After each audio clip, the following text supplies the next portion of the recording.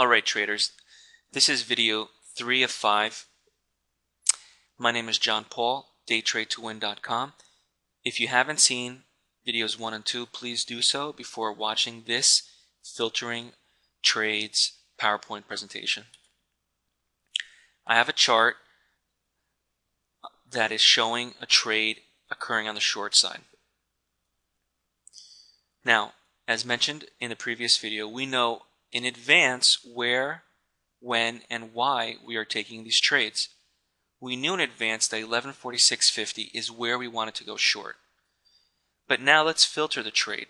Let's look not only at the entry price, but what occurs when price hits that entry point. We were filled short 1146.50, price went up a little bit, and then tanked down. Now we knew in advance how to enter the market, and it's explained in detail in the Day Trade to Win course, so I won't go into detail here in this presentation. The market makes its move and tags our entry price 1146.50, but let's be patient. Instead of just entering short the market at that price, we want to wait for some type of confirmation. We don't want to enter the market at this point. Let's filter the trade. Let's see what occurs and what kind of confirmation price is giving us to confirm this short trade. We'll wait to see where price actually closes on this bar right here. We won't enter the trade until this candle closes. Let's let price show where, why, and prove to you, not by using a fancy indicator, but by using the price action itself. Now, after the trigger has posted a closing price, we see that it actually closed higher than our 1146.50. Okay, right there. So what do? Do we go short? Do we stay on the sidelines? What do we do? Well, I picked this slide on purpose to show that we in fact do not enter the trade short. We want to filter it. Since we are filtering the trade, we are waiting for a specific reason to take it short. We know the entry price. We know where we want to enter. But let's now use an additional method. Let's use price action to our advantage in filtering this trade short instead of using an indicator. Now, since the closing price of our entry bar did not close below 1146.50 right here, but instead closed above the price, we pass on the trade. We're going to wait for the following bar, and let's see where it posts. If the post closes below 1146.50, then that's a confirmation, or any consecutive bar after that. We follow the same rules. So in order to enter short, we need to have the close of the next candle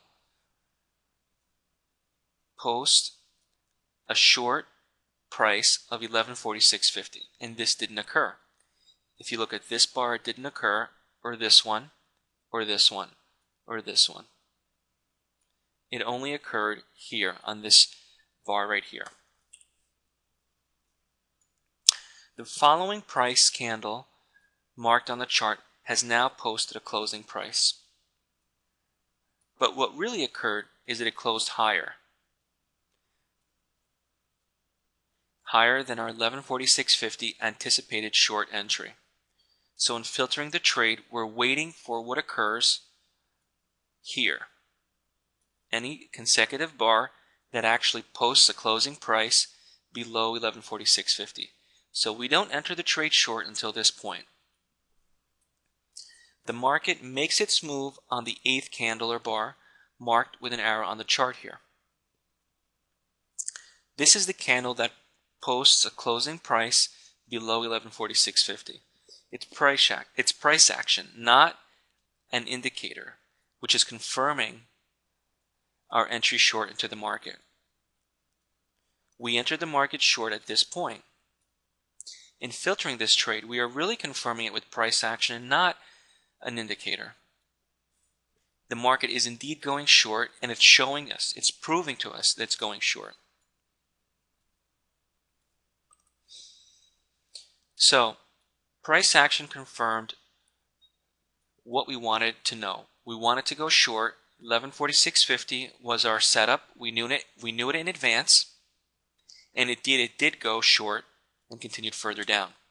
This was a profitable trade. In filtering a trade, we always wait for price to confirm direction, and we only enter after it confirms the move. Price could have blown right up past our entry and stopped us out to the upside, but instead we were patient and waited for price. Now, when filtering trades, first you must know when and where to enter. This is shown in the course, so you know ahead of time really the entry of each and every trade. Once our entry price is reached, we wait for a price to close below it. In this case, a short trade, allowing for price to confirm direction. If price continues lower, you have a chance to exit with profit, setting up a high probability trade. Now, it's important to know that after filtering a trade, price may go against us, and sometimes it does. Be sure to exit the trade after 1 or 2 bars have posted a higher closing. This will ensure a smaller stop rather than a bigger one. That way, we're actually using price action to get us out of the trade. Now follow me to the next video to demonstrate more filtering techniques. Video 4 or 5 is next.